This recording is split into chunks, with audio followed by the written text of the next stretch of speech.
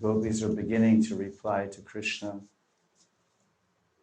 This is the initial meeting on the banks of the Yamuna under the full moon night of the Sharad season. It's a highly emotionally, romantically charged night.